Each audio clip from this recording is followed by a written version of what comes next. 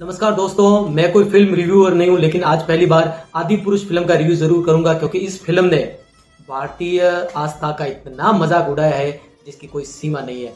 भारत में रामायण को एक पवित्र ग्रंथ माना जाता है और लोग उसका अनुसरण करते हैं। यहाँ तक कि रामानंद सागर कृत रामायण के पात्रों को भी लोग पूजते हैं और उनका अनुसरण करते हैं। रामायण के पात्रों ने जिस समय रामायण बनाई थी उसके बाद में उन्होंने ऐसे कोई रोल नहीं किए जिसके कारण लोग उन्हें श्रद्धा की दृष्टि से नहीं देखे। लेकिन इस रामायण ने इतना कचरा बिखेरा है कि आप समेटते समेटते थक जाएंगे। बात करूंगा सबसे पहले इस आदि पुरुष की कास्टिंग की। प्रभास राम के रोल में बिल्कुल भी नहीं जचे। कृति सेनन सीता किसी भी रूप में नहीं लगती है।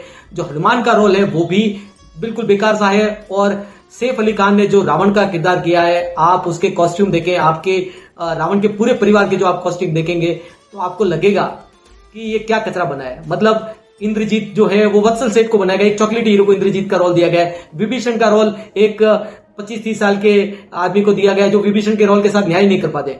पूरी जो रावण के किरदार है, रावण का जो परिवार है, वो उसमें से एक भी मुकुट नहीं पहनता है। वो कोई राज परिवार जैसा लग ही नहीं रहा है। ऐसा लगता है कि वो सिकंदर और पोरुस के जमाने की कोई सेना है जो छपरी टाइप के कपड़े पहनते हैं, लॉन्ग शूज है और मतलब इस तरह के कपड़े पहनते कि आप ये जज ही नहीं कर पाते कि रावण का परिवार है। मतलब जो साधु है वो साधु नहीं लगता है, जो परिवार है वो परिवार नहीं लगता है। जो सूर्पणखा है वो मदिरा पीती है रावण के साथ, और रावण के जितने भी भाई है वो मदिरा पीते हुए दिखाई देते हैं। मतलब एक तरह से कास्टिंग और कॉस्ट्यूम के साथ इन्होंने इतना अन्याय किया है कि आप माथा पीट लेंगे अपना। डायलॉग की अगर बात करें तो डायलॉग आप जब सीन देख रहे होते हैं तो आपके दिमाग में रहता है कि रामायण हमने जो देखी थी कोरोना काल में भी देखी, बचपन में भी देखी, और रामायण में जिस तरह के डायलॉग आएंगे या आते हैं तो आप इंतजार करते हैं कि वो डायलॉग आएंगे, ये जो सीन चला इसमें ये डायलॉग आना चाहिए। लेकिन वो डायलॉग आते नहीं है, संवाद बिल्कुल है ही नहीं और सीधा ही सीन आगे बढ़ता रहता है। मतलब इस फिल्म में आपको डायलॉग के नाम पर भी इस तरह की छपरी भाषा सुनने को मिलेगी कि सीता लक्ष्मण को कहती है कि तुम्हारा भाई अभी बाहर गया हुआ है, तुम्हारे भाई अभी ऐसे गए हुए हैं। मतलब तुम्हारे भाई जो शब्द है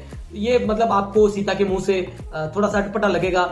ये पूरा जो संवाद है, ये जहां भी संवाद की जरूरत थी वहां संवाद डाला नहीं गया, और जहां नहीं जरूरत थी वहां ऐसा घुसेड़ा गया है, तुम्हारी छाती में गाड़ दूंगा वगैरह। ये पूरी फिल्म के आपके डायलॉग मायूस करेंगे, बहुत ज्यादा मायूस करेंगे। जो इन्होंने राम का रोल दिया है और जो हनुमान का रोल दिया है, तो आप सीन में देखेंगे कि जो हनुमान है वो राम से कम बलशाली दिखाए गए। जो हनुमान की कद काठी है वो राम से बहुत कम है।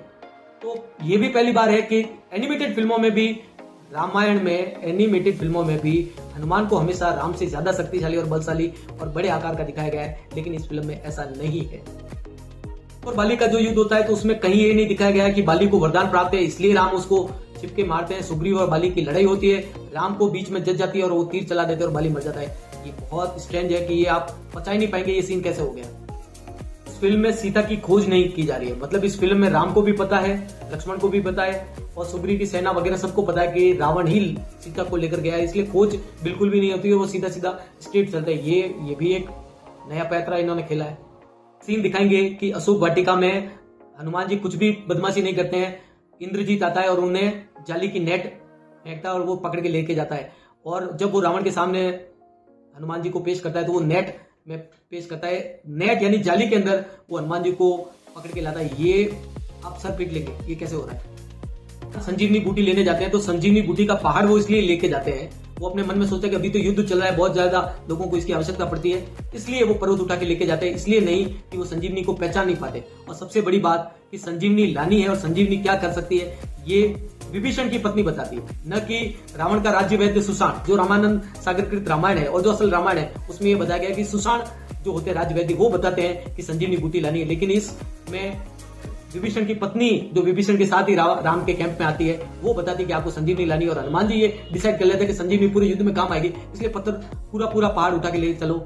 ये मतलब सीन इन लोगों ने कैसे बनाया है आई डोंट नो। जब लाई जाती है तो वो लक्ष्मण को पिलाई नहीं जाती है, लक्ष्मण को एक बाथ टब में सुलाया जाता है और संजीवनी जो पीस के जो उसका लिक्विड बनाया जाता है और वो लिक्विड उस लक्ष्मण जी के पूरे चारों ओर टब में डाला जाता है और वो लिक्विड से लक्ष्मण जी बाहर आते हैं। मतलब संजीवनी बूटी में वो नहाते हैं। ये रावण के जो सैनिक हैं जब युद्ध की आशंका होती है तो वे रणभेदी नहीं बजाते, शंख नहीं बजाते, वे हुटर बजाते। हुटर आपने सुने होंगे जब रूस यूक्रेन का युद्ध हो रहा था और न्यूज चैनल वाले अपने न्यूज स्टूडियो में जिस तरह का हुटर बजाते हैं इस तरह का हुटर बजाया जाता है। ये भी अपने आप में एक अनोखी चीज है कि ये कैसे कर रहे हैं। चरित्र है, राम के चरित्र के साथ इन्होंने बिल्कुल भी न्याय नहीं किया। प्रभास को जो कॉस्ट्यूम दिया है, जो जूते दिए हैं, मतलब चमड़े के जूते हैं जो घुटनों तक आते हैं, और ये इस तरह का कॉस्ट्यूम राम का और लक्ष्मण का है कि आप देखकर कहीं भी आपके मन में श्रद्धा आएगी ही नहीं। फिल्म में जो सीन बड़े बनाने थे वो उन्होंने छोटे बनाए। मतलब मेघनाथ या इंद्रजीत की मृत्यु आपको केवल 1 मिनट में दिखाई देगी, कुंभकर्ण 1 से 1.5 मिनट में मारा जाता है, रावण की मृत्यु 3 मिनट में हो जाती है और ये तीनों किरदार एक ही दिन में मारे जाते हैं। एक साइड में इंद्रजीत मर रहा है, एक साइड में कुंभकर्ण मर रहा है और एक साइड में रावण मर रहा है। यानी एक ही दिन में पूरा युद्ध खत्म हो जाता है। जो राम की सेना है, वानर सेना, वो एक ही दिन में लड़ती है और सबका एक साथ ही सफाई कर देती है। मतलब जो सीन बड़े होने चाहिए वो आपने छोटे कर दिए हैं, जो सीन छोटे होने चाहिए थे उन्हें खींच के इतना बड़ा कर दिया है कि आपको समझ में नहीं आएगा कि अगर इस तरह से फिल्म चल रही है तो क्लाइमेक्स तक कब पहुंचेगी। जब फिल्म क्लाइमेक्स तक पहुंची तो उसे फटाफट खत्म कर दिया गया। निराशा इसलिए भी होती है कि फिल्म के जो डायलॉग है वो लिखे हैं मनोज मुंतशिर ने, जिसे राष्ट्रवादी लेखक, हिंदूवादी लेखक या एक ऐसा लेखक जो अपनी बात राष्ट्र प्रेम के बारे में लिखता है, उस व्यक्ति ने इस तरह के डायलॉग लिखे। तो बहुत ज्यादा पब्लिक के अंदर निराशा होगी कि मनोज मुंतशिर ने ऐसा क्यों किया। फिल्म में एक भी सीन ऐसा नहीं है जहां आपको गॉसिप होगा या आपको रोमांच उत्पन्न होगा या आपको मजा आएगा कि अब ये सीन होने वाला है। लेकिन निराशा आप हर सीन में होंगे। मतलब हर सीन में आपको लगेगा कि ये सीन यार ये ऐसा क्यों बनाया, क्या जरूरत थी। एक सीन में तो राम, जो रावण का दूत आता है, उसको गला पकड़ के उसको जमीन से उठा देते हैं। मतलब राम को आपने एक श्रद्धा का पात्र नहीं, एक मतलब एक नॉर्मल कैरेक्टर बना दिया है।